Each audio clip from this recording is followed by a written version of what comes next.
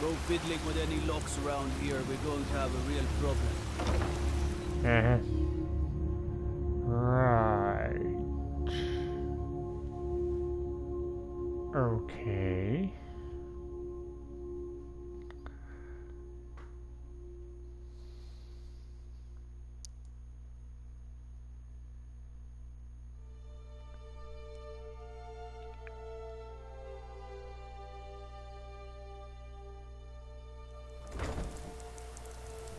All right.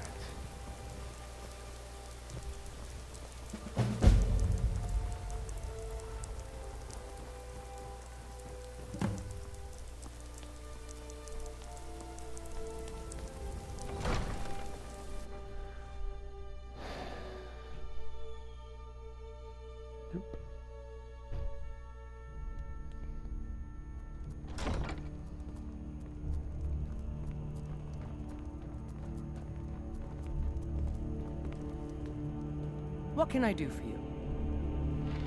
It's nice to receive good news for a change. Did you recover anything else from the warehouse worth mentioning? Then there's no time to lose. It won't take long for Sarthis' associates to learn of his death. The source of the poison must be destroyed once and for all. Otherwise, another dealer will simply take his place. Do this task for me, and you'll be well on your way to a title in Riften. Good. Report back to me when your task is complete. Good journey to you.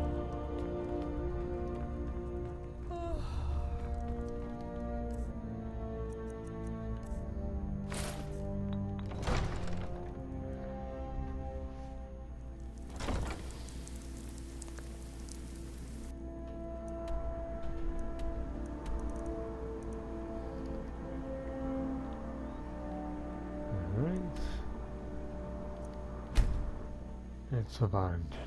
That's the closest spot to Crimson Cabin.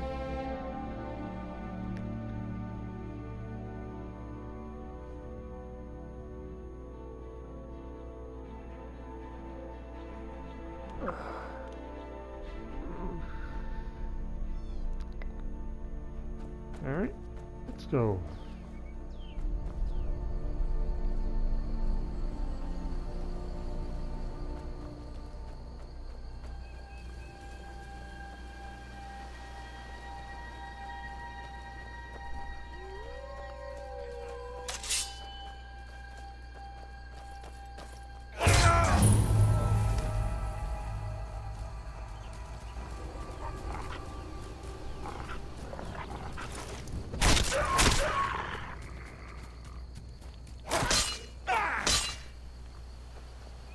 Bugger off. Being a hindrance. Alright, it's Crimson Cavern.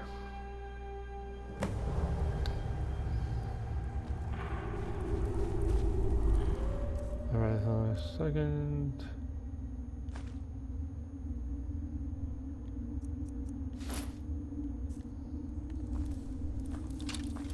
Now ain't this a surprise?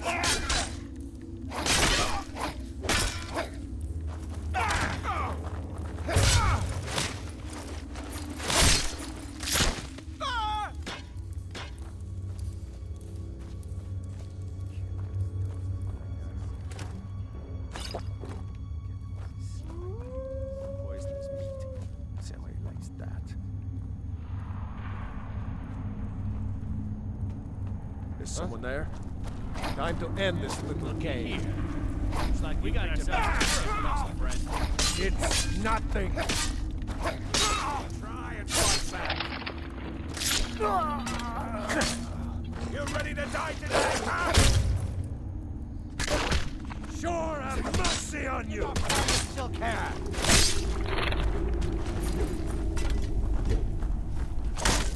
Die, damn you! You remind me of my cousin's cat. Kill that too. Time to finish this! Can't wait to count out your coins.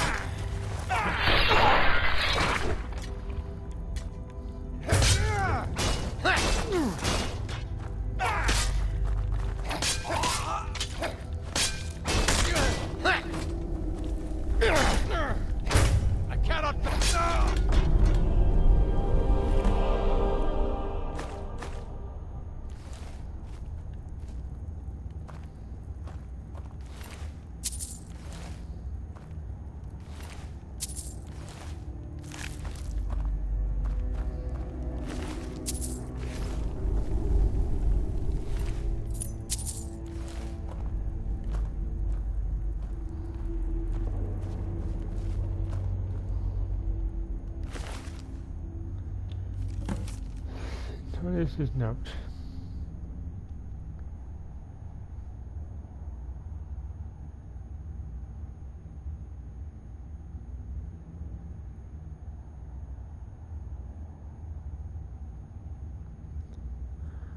And Khajiit once told me I'd wager off my own mother if the odds were right. So it's probably no surprise to her that I lost her armor in the bet. What I would explain to the blacksmith after she was done yelling at me was that my plan was foolproof. Out of my coin purse a total of 320 seconds. My strategy was to wager 10 pieces at a time. If I lost, my next bet would be 10 pieces to cover the last wager. If I lost again, I would wager 20, and once again attempt to break even. If I lost a fourth time, I would wager 40 and so on. So unless I lost 6 straight times, I'd always break even in the end. Oh, 10 straight losses later, I not only have no gold, but no armor and bed to sleep on.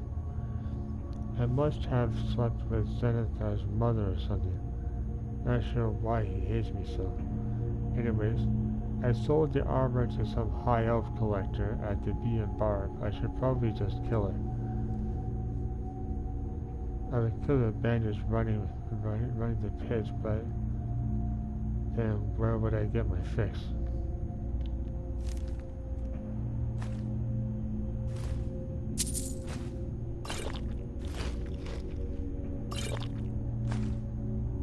Crimson Dirks Volume 6.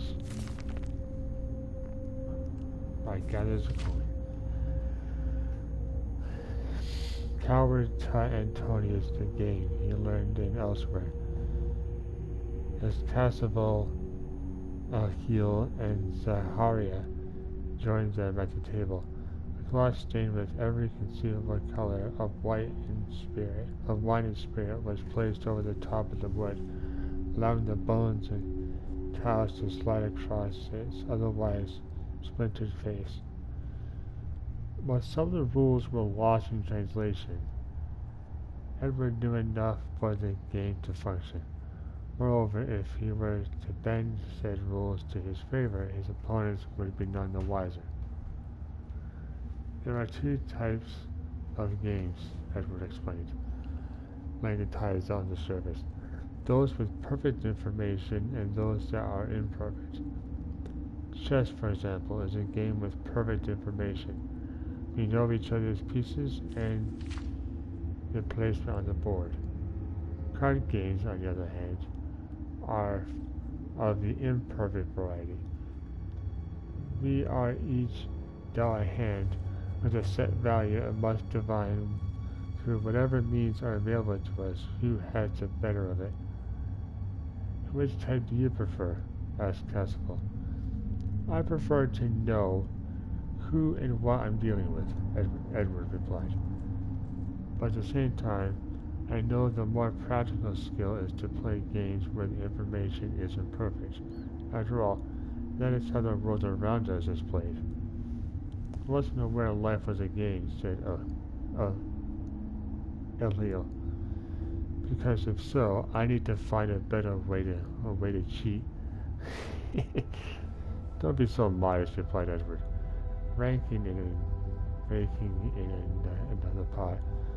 I think you're doing just fine. The same can be said for our friend Antonius here. I had a loss because you distracted me, barked Antonius. With that inhaling and exhaling thing you do with your nose. You mean breathing, asked Edward? Yes, that. As a casual study of others, Cassivel understood the gist of Edward's speech. There were layers beyond what faces advertised. Edward, for instance, used his charm and intellect like a sword.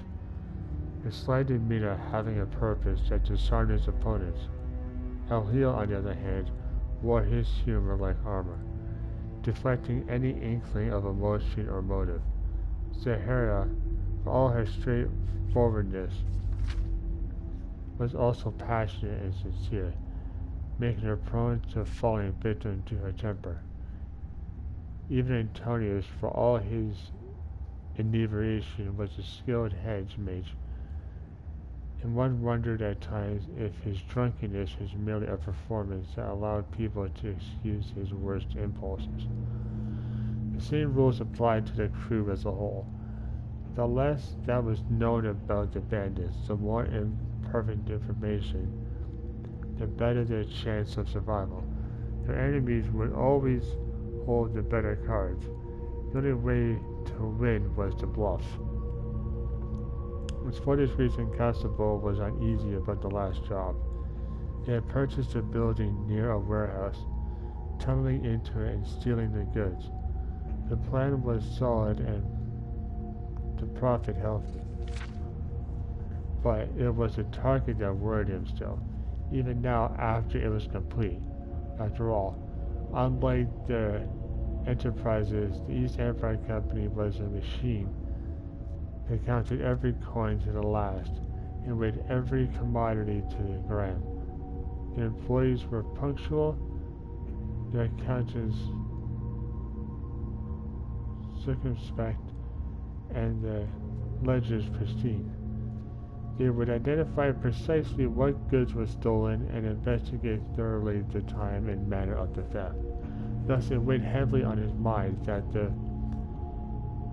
forger who purchased the building next to the warehouse had not responded to his last letter. Constable wrote the missive, posing as a concerned relative, not wishing to betray his secrets lest the forger had been compromised. Another concern was news that the company had enlisted the help of a local guard captains in an effort to pool their information. With the added protection, caravans had been harder to sack, and with a more watchful eye on merchants, goods had been much harder to smuggle. As it turned out, it was possible to rob from the East Empire Company, but not without revealing some of the cards.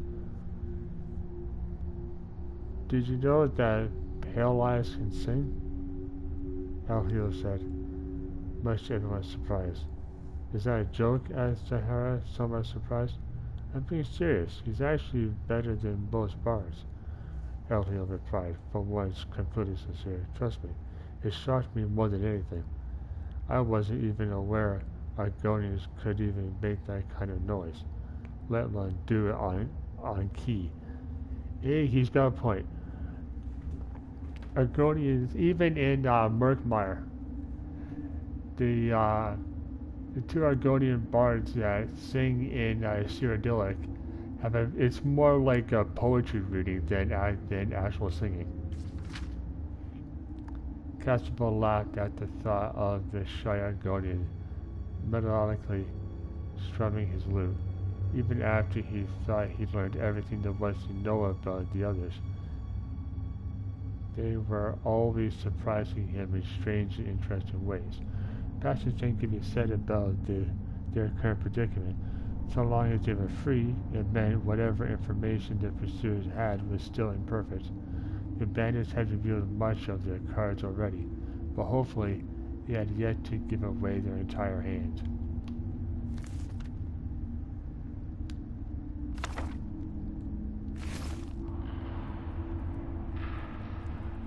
Okay,